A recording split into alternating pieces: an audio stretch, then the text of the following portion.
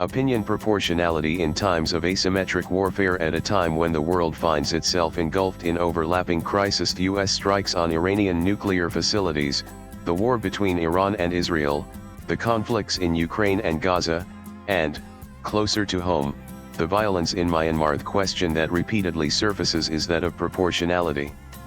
We live at a time when the sky has become a battleground and drone attacks redefine notions of accountability. In this context, the doctrine of proportionality finds itself both invoked and interrogated. This cardinal principle of international humanitarian law (IHL) is no longer being merely referenced, it is being distorted, challenged, and sometimes even misused. With every retaliatory strike undertaken by a sovereign state, proportionality becomes a tool of political cudgel. Proportionality, in its most distilled legal form, is about equilibrium, the requirement that the anticipated military advantage of an attack not be outweighed by the incidental harm to civilians. The St. Petersburg Declaration of 1868, a foundational text of IHL, enshrined this moral legal compromise: the necessities of war must be reconciled with the laws of humanity. But this balance has become infinitely more precarious in contemporary warfare, where non-state actors embed themselves within civilian populations, where states are forced to confront transnational terrorism with measured force, and where the boundaries between principles and policy in warfare grow obscure each passing day. Against this backdrop, take a look at India's Operation Sindoor. It was New Delhi's response to the April 22 Pahalgam terrorist attack perpetrated by Pakistan, and targeted innocent Hindu tourists. India's retaliatory strike on terrorist infrastructure in Pakistan was described by India as focused, measured, and non-escalatory. This is a phrase that mirrors proportionality's ethical objectives. No Pakistani military establishments were targeted. India's deliberate choice underscored the intent to not cross escalation thresholds while also reaffirming deterrence. While India was praised for offering a powerful lesson in restraint, there were a few instances where India's response was called an act of war and regrettable.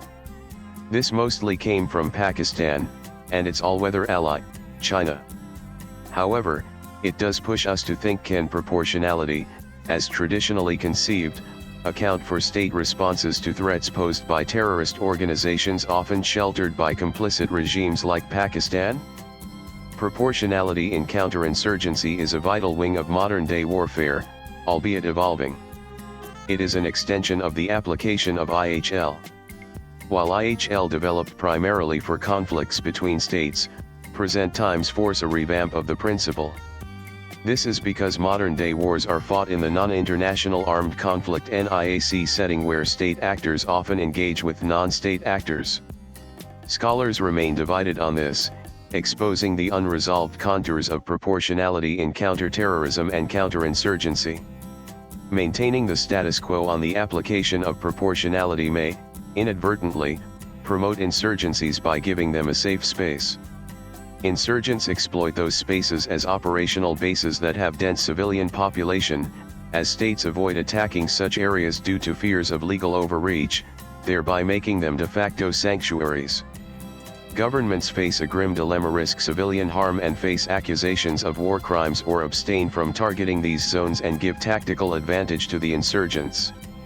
The strategy of civilian camouflage is being increasingly employed in wars all around the globe. In such cases, proportionality risks becoming a weapon in the insurgents' arsenal and not a legal standard for the state to follow. Moreover, the principle of proportionality must not be examined in isolation from its moral cousin, the principle of distinction. This principle states that protection is afforded not to places or objects per se, but to those not actively participating in hostilities. The challenge is that modern, asymmetric warfare has effectively erased this line. Whatever remains of it is becoming increasingly porous as insurgents seek cover among the innocent civilians. India's Operation Sindoor, therefore, can become a case study in how proportionality can and should function in modern conflicts and warfare. By targeting only terrorist camps, calibrating intensity to match the provocation, and abstaining from escalation, India not only affirmed its sovereign right to self-defense but did so within the parameters of legal and ethical warfare. It not only kept the lines of communication open with Pakistan, but also reassured them that India's fight was with terrorism, and not Pakistan and its civilians. This stands in contrast to the prevailing pattern of permissiveness that increasingly defines contemporary, global anti-terror operations. For example, data shows that the United States has killed more than 1,000 people in counter-terrorism operations in Yemen. There is growing concern about whether necessity and proportionality are being gradually hollowed out in the name of realpolitik. Swipe left for next video to conclude. It must be underscored that the principle of proportionality is not broken, however, it is being increasingly challenged. Proportionality is a crucial principle that acts as a safeguard against unchecked violence. However, the time has come to revisit the principle not by recalibrating the standards, but by its application. In a world where asymmetry has become the norm, there is a need to push the limits of proportionality. Esha Banerjee is presently associated with a premier think tank in India, specializing in defense, security, and strategic studies. Her research interest and focuses of analysis are defense strategy, geoeconomics, foreign affairs, and the implications of Chinese security developments on the region, especially India. Views expressed in the above piece are personal and solely that of the author.